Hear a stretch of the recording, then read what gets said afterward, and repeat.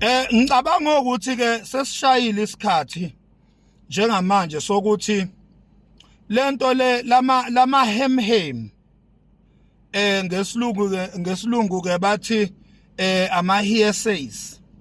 Cabanga ukuthi sesishayile isikhathi sokuthi afakelwe izibuko lama hemhemu athi lapha kwi-MK i-MKP i-family business i-MK iqembu likaZuma nomndeni wakhe. Cabanga ukuthi ke thina singomakhanya ngoba thina sincethezi thina mawusizwa sikhuluma sisuke sikhuluma based on information esisuke sinayo ngaleso sikhathi.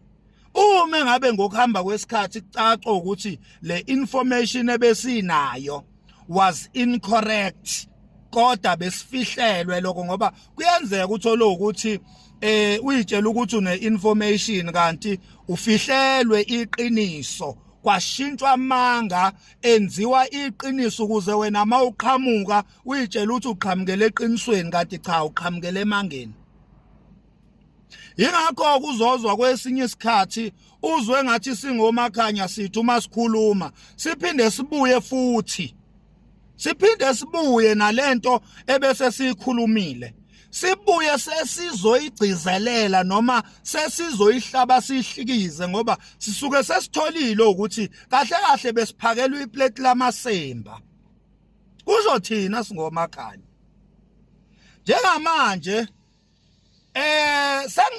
ngadula ngomqondo ngaze ngafinyelela esinqumweni sokuthi lama hemhemu kungenzeka uthola ukuthi ayiqiniso. Sekuyisikhathi sokuthi abantu abathanda umsholozi bawafakele izibuko lama hemhem ngoba akwazi ukuthi ingane kaBaba uJacob Zuma ingaba seParliament.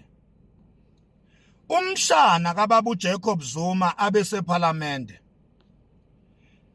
Ingane kamfowabo kaBaba uJacob Zuma ibeseParliament. Enye futhi ingane kaBaba uJacob Zuma ibeseParliament. Ukhazini kaBaba uJacob Zuma abeseParliament. Sengibale ngafinyelela ku5 people of the same family. Angisho ukuthi kunjalo. Ngithi mina ake kusondelwe